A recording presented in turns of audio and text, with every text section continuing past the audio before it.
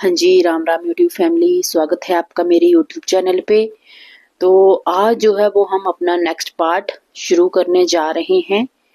और आपने जो है पिछले वाला पार्ट ज़रूर सुना होगा। मैं उम्मीद करती हूँ कि उसमें मैंने बताया था राम जी की छवि का प्रारूप, कि किस तरह थे राम जी की छवि थी। और सबसे पहले आपको नए साल की हार्दिक शुभकामनाएं। और मेरी तरफ से 2025 के लिए मैं आपको अलविदा कहती हूँ और नए साल की शुभकामनाएं जो है वो मैं आपको देती हूँ। और आज जो है वो हम अपनी नेक्स्ट जो कहानी है वो शुरू करने जा रहे हैं कि किस तरह से गुरु वशिष्ठ जी और विश्वामित्र जी के साथ अपने जो राम और लक्ष्मण जी हैं जो अपना समय व्यतीत करते हैं, आगे की कहानी जो है वो क्या रहती है, ये सारा अब हम इस पार्ट में जो है वो शुरू करने जा रहे हैं। तो चलिए फिर शुरू करते हैं हम अपना नेक्स्ट पार्ट। हाँ जी, जय श्री राम, राधे राधे। तो आइए हम यहाँ से शुरू करते हैं अपनी ये कथा। बहुविधि करत मनोरथ जात, लागी नहीं बार, करी मज्जन सरौ जल गए गए भूप दरबार। बोलता अनेक प्रकार से मनोरथ करते हुए भी जाने में देर नहीं लगी।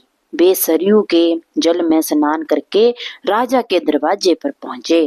मुनि आगमन सुना जब राजा, मिलन गेउलै विप्र समाजा, करे दंडवत मुनि सन्मानी, निज आसन बैठारने आनी। महाराज दशरथ को जब मुनि के आने का समाचार मिला तो वे ब्राह्मणों के साथ उनके स्वागत के लिए दौड़ पड़े और फिर उन्हें दंडवत कर पूरे सम्मान सहित भीतर लाए और अपने आसन पर बिठाया। तो चरण पखारी की नहीं अति पूजा, मौसम आजु धन्य नहीं दूजा। विविध भांति भोजन कर बाबा, मुनिवर हृदय हर्ष अति पावा। उनके चरणों को धोकर उनकी पूजा की और कहा, मेरे समान धन्य दूसरा कोई नहीं है। फिर अनेक प्रकार के भोजन कराए जिससे मुनि ने अपने हृदय में अत्यंत प्रसन्नता अनुभव की। पुनि चरणनी मेले सुतचारी, राम देखी मुनि देह बिसारी, भय मगन देखत मुख शोभा, जनु चकोर पूरन ससी लोभा। फिर राजा ने चारों पुत्रों से मुनि के चरणों में प्रणाम किया कराया। श्री रामचंद्र जी को देखकर मुनि अपनी शुद्धि भूल गए। वे श्री रामचंद्र जी के मुख की शोभा देखने में ऐसे मगन हो गए मानो चकोर पूर्ण चंद्रमा को देखकर सब कुछ भूल गया हो। तब मन हर्षी बचन कह राहु, मुनि अस कृपा न करहिं काहू। के ही कारण आगमन तुम्हारा, कहूँ सुकर्त न लाभो भरा। बोलता तब राजा मन में प्रसन्न होकर बोले, हे मुनि, ऐसी कृपा तो आपने कभी नहीं की। आज किस कारण से आपका शुभागमन हुआ, कहिए, मैं उसे पूरा करने में देर नहीं लगाऊंगा। असुर समूह सताबहि मोहि, मैं जाचन आयो नृपतोहि, अनुज समेत देहूं रघुनाथा, निश्चर बद में हो सनाथा। जय श्री राम। मुनि बोले, हे राजन, राक्षसों के समूह मुझे सताते हैं, इसलिए मैं तुमसे कुछ मांगने आया हूँ। तुम छोटे भाई सहित श्री रघुनाथ जी को मुझे दो। राक्षसों के मारे जाने पर मैं सुरक्षित हो जाऊंगा। देहु भूप मन हर्षित, तजहु मोह अज्ञान, धर्म सुजस प्रभु तुमह को, इन कह अति कल्याण। हे राजन, प्रसन्न मन से मोह और अज्ञान को छोड़कर इन्हें मुझे दे दो। इससे तुम्हें धर्म और यश की प्राप्ति होगी और इनका भी कल्याण होगा। सुनी राजा अति अप्रिय वाणी, हृदय कंप मुख दुतिक मुलानी।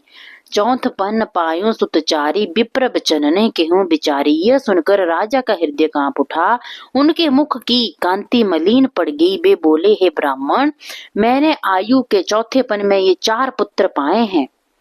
आपने अपनी बात विचार कर नहीं कही। मागहु भूमि धेनु धन कोसा, सर्वस देऊ आजु सहरोसा। देह प्राण ते प्रिय कछु नाही, सो मुन देऊ निमीष कमाही। हे मुनि, आप पृथ्वी, गौ, धन और खजाना मांग लीजिए, मैं बड़े हर्ष के साथ अपना सर्वस्व दे दूंगा। देह और प्राण से अधिक प्यारा कुछ भी नहीं होता, मैं वह भी एक पल में दूंगा। सब सुत मोहि प्रिय प्राण की नाई, राम देत नहीं बने गोसाई, कह निश्चर अति घोर कठोरा, कह सुंदर सुत परम किशोरा। सभी पुत्र मुझे प्राणों के समान प्यारे हैं, उनमें भी राम को मैं नहीं देख सकूंगा बोलता उनमें भी राम को मैं नहीं दे सकूंगा।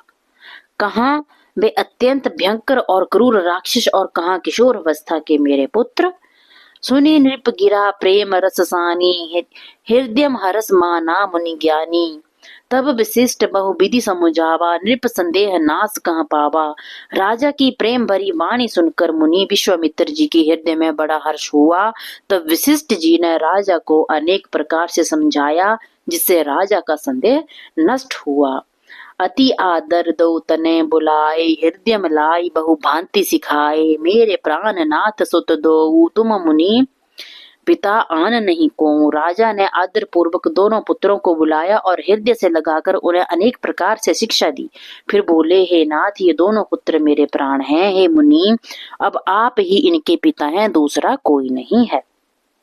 सौंपे भूप ऋषि सुत बहुविधि देई असीस, जननी भवन गए प्रभु चले नाई पद शीस। राजा ने अनेक प्रकार से आशीर्वाद देकर पुत्रों को ऋषि के सुपुर्द कर दिया। फिर श्री राम माता के महल में गए और उनके चरणों में सिर नवा कर चले। पुरुष दो वीर हर्षि चले मुनि भय हरन, कृपा सिंधु मति धीर अखिल विश्व कारण करन। पुरुषों में सिंह रूप दोनों भाई राम लक्ष्मण मुनि का भय समाप्त करने के लिए प्रसन्न होकर चले। वे कृपा सागर, धीर बुद्धि और संपूर्ण विश्व के कारण के भी कारण हैं। अरुण नयन और बाहु विशाला, नील जलज तनु श्याम तमाला। कटिपट पीत कसैंबर भाथा, रुचिर चाप सहायक दुहु हाथा। भगवान के नेत्र लाल हैं, छाती चौड़ी और भुजाएं विशाल हैं। नील कमल और तमाल के वृक्ष की भांति श्याम शरीर हैं। कमर में पीताम्बर पहने और सुंदर तरकस कसे हुए हैं। दोनों हाथों में धनुष बाण है। श्याम गौर सुंदर दो भाई, विश्वामित्र महानिधि पाए। प्रभु ब्रह्मा ने देव में जाना, मोहिनीति पिता तजु भगवाना। श्याम और गौर वर्ण के दोनों भाई अत्यंत सुंदर हैं। विश्वामित्र जी को महान निधि प्राप्त हो गई। वे सोचने लगे, मैं जान गया कि प्रभु ब्राह्मणों के भक्त हैं, मेरे लिए भगवान ने अपने पिता को भी छोड़ दिया।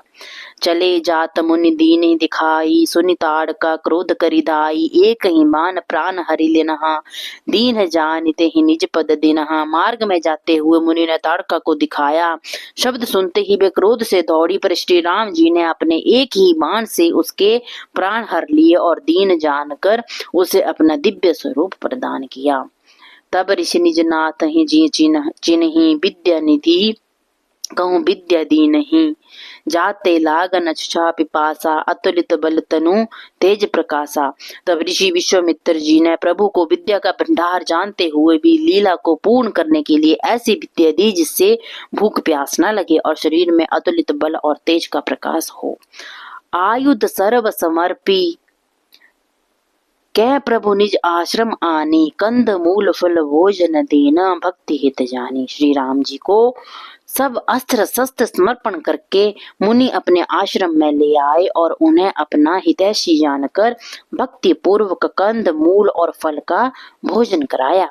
प्रातः कहा मुनि सन रघुराई, निर्व्यज गए करहु तुम जाई। होम करन लागे मुनि जारी, आपो रहे मुख की रखवारी।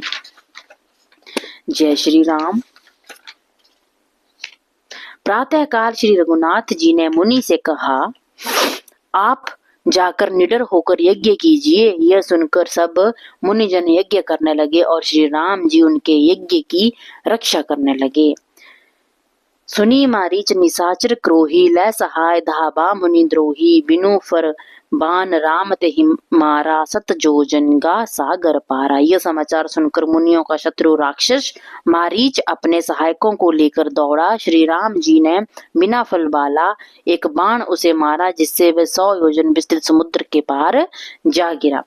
पावक सर सुबाहु पुनि मारा, अनुज निशाचर कटकु संघारा। मारिय सुर द्विज निर्भयकारी, अस्तुति करहि देव मुनि जारी।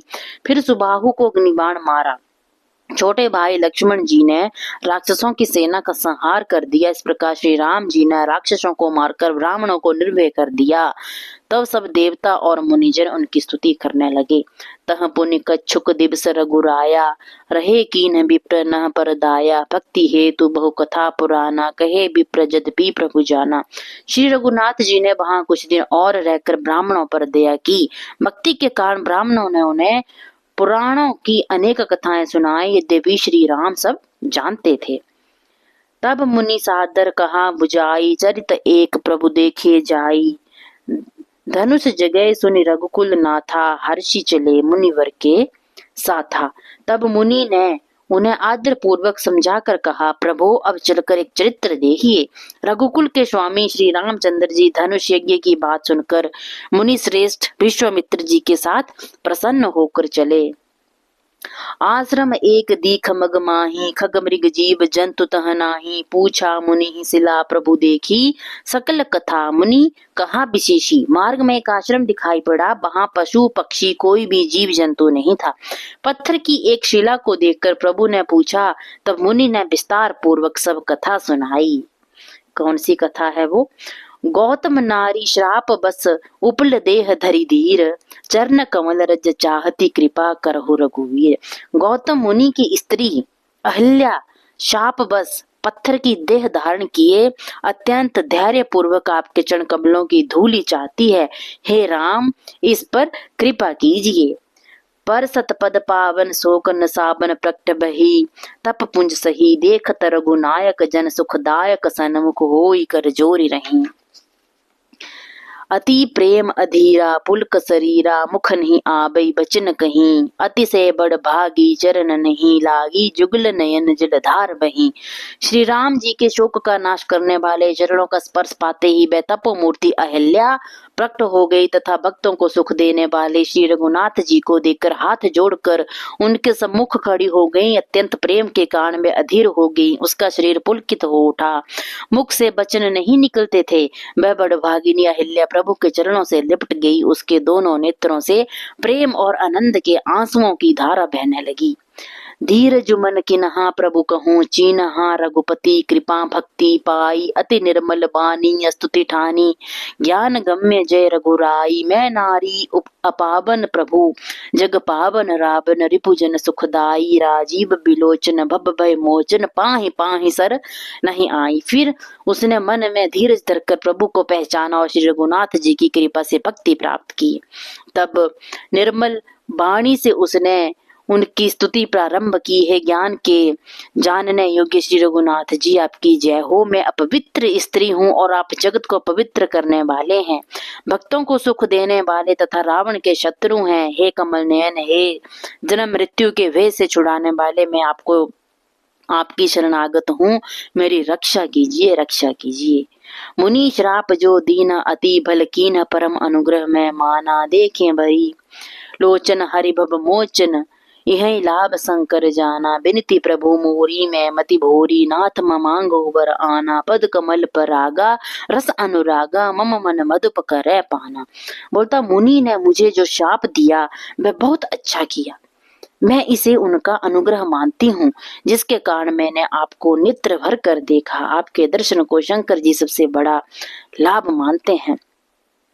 हे प्रभु, मैं बड़ी भोली हूँ, मेरी एक विनती है। हे नाथ, मैं और कोई वर नहीं मांगती, केवल यही चाहती हूँ कि मेरा मन रूपी भौरा आपके चरण कमल की रज के प्रेम रूपी रस का सदा पान करता रहे। जय पद सुर सरिता परम पुनीता, प्रकट भई शिव शीस धरी, सोई पद पंकज जेहि पूजत अज मम सिर धरे कृपाल हरि। यही भांति सिधारी गौतम नारी, बार बार हरि चरण परी, जो अति मन भावा सो बरु पावा, गै पति लोक आनंद भरी। जिन चरणों से देव नदी गंगा जी प्रकट हुई, जिन्हें शिव जी ने सिर पर धारण किया और जिन चरण कमलों को ब्रह्मा जी पूजते हैं, आपने उन्हीं को मेरे सिर पर रखा। इस प्रकार बार बार भगवान के चरणों में गिरकर मन चाहा वर पाकर गौतम की स्त्री अहिल्या आनंद पूर्वक पतिलोक चली गई। अस प्रभु दीन बंधु हरि कारण रहित दयाल, तुलसीदास सठते ही भजू, छाड़ी कपट जंजाल। श्री रामचंद्र जी ऐसे दीन बंधु और अकारण दया करने वाले हैं। तुलसीदास जी कहते हैं, हे मन, तू कपट जाल छोड़कर उन्हीं का भजन कर। जय श्री राम, राधे राधे। हाँ जी, तो हमने अभी इस पाठ में पढ़ा कि किस तरह से श्री राम जी ने दोनों राक्षसों का जो है वो वध किया, मारीच और सुबाहु का। और जंगल से जाते जाते उन्होंने ताड़का को भी बाण से प्रहार किया। और इसमें ये भी बताया कि गौतम मुनि की जो पत्नी थी अहिल्या, उनको भी उन्होंने किस तरह से पत्थर को छूकर अहिल्या को जो है वो तारा। ये सारी कहानी हमने अपने इस पार्ट में पढ़ी। तो आपको मेरी वीडियो कैसी लगी कमेंट करके जरूर बताएं और कमेंट में जय श्री राम जरूर लिखें। मेरे चैनल को सब्सक्राइब करना ना भूलें, क्योंकि जो नेक्स्ट पार्ट है उसकी नोटिफिकेशन आपको तभी मिल पाएगी अगर आपने मेरे चैनल को सब्सक्राइब किया होगा। और मेरे चैनल को अपने साथियों के साथ जरूर शेयर करें ताकि मेरी कथा का आनंद जो है वो भी जरूर लें।